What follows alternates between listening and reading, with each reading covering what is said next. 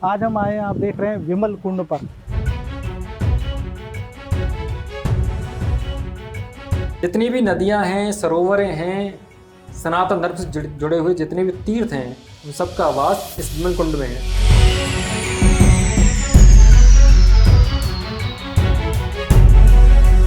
भाई कृष्ण जी की 16,108 रानियां हैं। 8 शादियां तो उनकी अलग अलग हुई हैं, सत्यभामा जी से, जामवंती जी से, रुक्मणी जी से, और 16,100 शादियां उनकी एक साथ हुई थी। एक विशाल हवन कुंड बनाया गया। उस समय जिसके उन्होंने शादी के समय 7 फेरे लिए थे, वो जो हवन कुंड था ना, तो यही विमल कुंड था।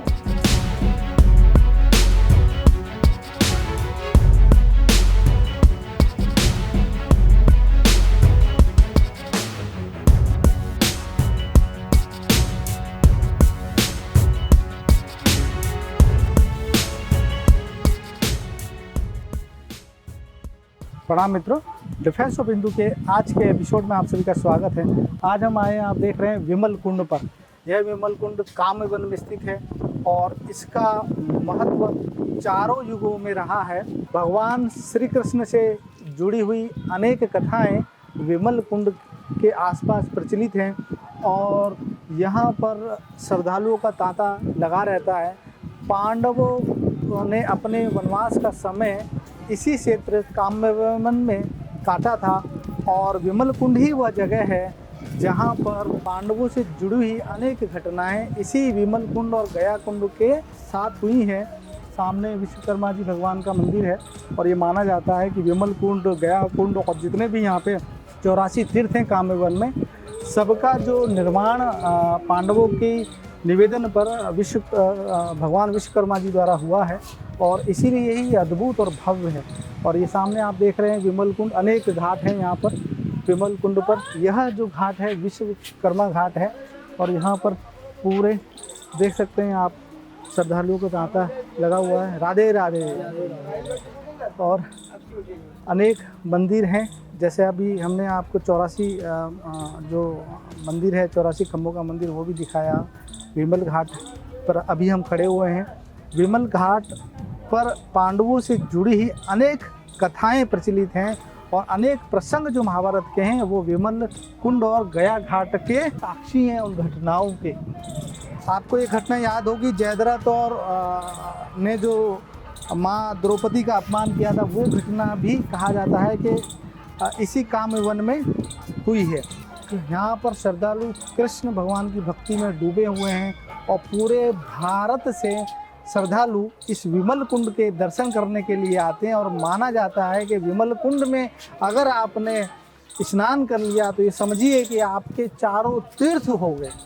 और अगर आप चारों तीर्थ हो आए हैं और विमल कुंड नहीं आए हैं तो वह तीर्थ भी अधूरे माने जाते हैं। चारों तीर्थ के बाद आपको विमल कुंड आना अति आवश्यक है और यह हमारे पुराणों में इस विमल कुंड का उल्लेख है और विमल कुंड से जुड़ी ही कथाओं का भी पुराणों में विस्तार से उल्लेख किया गया है। मन बना रहे हैं तो एक बार विमल कुंड जरूर आइए। यहाँ पर आपको ऐसा लगेगा कि साक्षात भगवान श्री कृष्ण के दर्शन हो गए हैं। ऐसा ये अद्भुत माहौल है, अद्भुत भक्तिमय यहाँ का वातावरण है।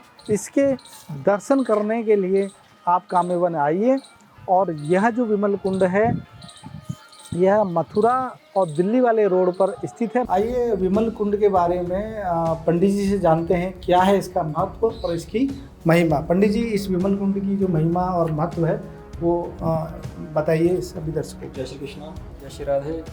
ये जो सबसे प्राचीन मंदिर है लक्ष्मी नारायण महादेव जी का, सामने सिंहासन पर लक्ष्मी नारायण जी विराजमान है, जगत के आधार हैं, संसार चलाने वाले दो ही हैं, एक नारायण, दूसरे लक्ष्मी जी।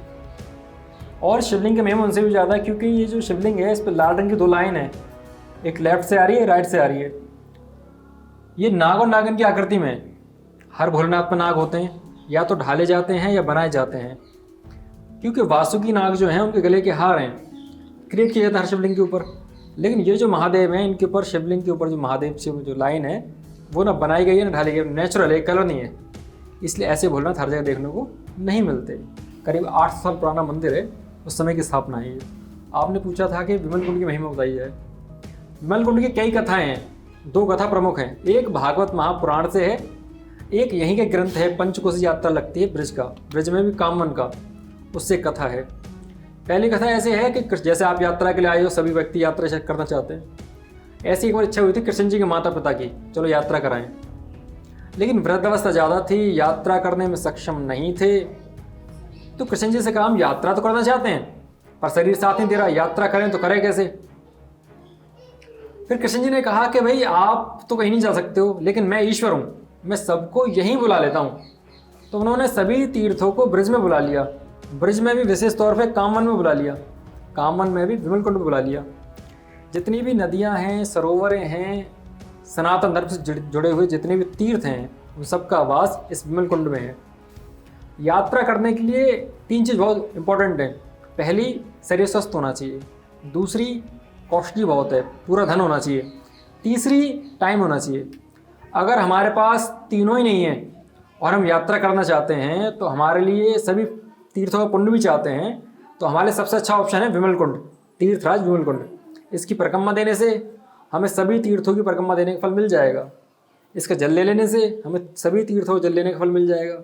इसमें स्नान करने से हमें सभी तीर्थों में स्नान करने का फल मिल जाएगा। दूसरी कथा भागवत महापुराण से है। 7वें दिन की कथा में प्रसंग आता है कि एक व्योमासुर नाम का दैत्य हुआ था, उसने राजकन्याओं का अपहरण किया था। वो गुफा ब्रज में है, ब्रज में भी कामवन में है, यहीं पर है वो। उसने राजकन्या को अपहरण करके वहाँ पे रखा। सभी कन्याओं ने कृष्ण जी से प्रार्थना करी मन से, क्योंकि मन की बात मन तक जाती है। सभी कन्याओं ने कहा कि हमें आके मुक्त कराइए। कृष्ण जी आए, व्योमासुर दैत्य के साथ युद्ध किया, उसका उद्धार कर दिया, सभी कन्याओं को मुक्त कर दिया। अब सभी कन्याओं ने प्रस्ताव रखा कि संसार तो हमें अपनाएगा नहीं, संसार तो हीन दृष्टि से देखेगा, पर आप ईश्वर हो, आप हमें अपना सकते हो। तो कृष्ण जी ने अपनी उदारता दिखाई, बात तो सही है, मैं तो ईश्वर हूँ, मुझे तो कोई लांछन लगाने वाला है नहीं। तो वो विवाह करने के लिए तैयार हो जाते हैं।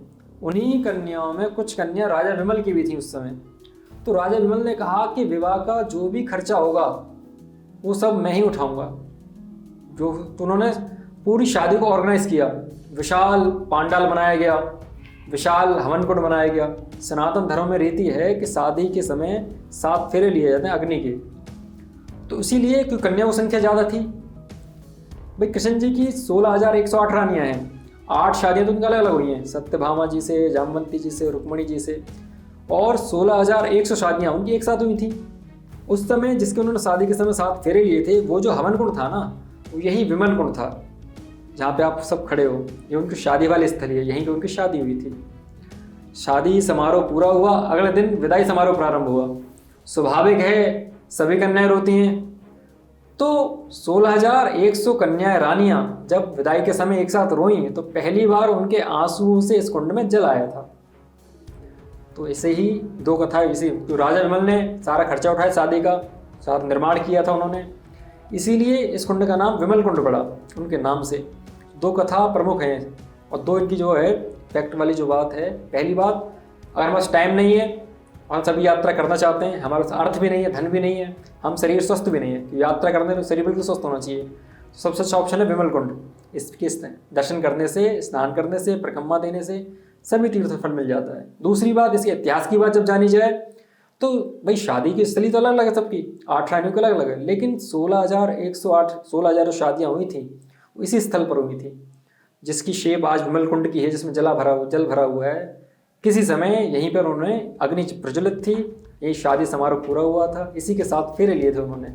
आज यहाँ आकर मन अत्यधिक प्रसन्न हुआ और एक आध्यात्मिक जो अनुभूति हुई है वह अलग ही है, उसको शब्दों में बताना बहुत कठिन है।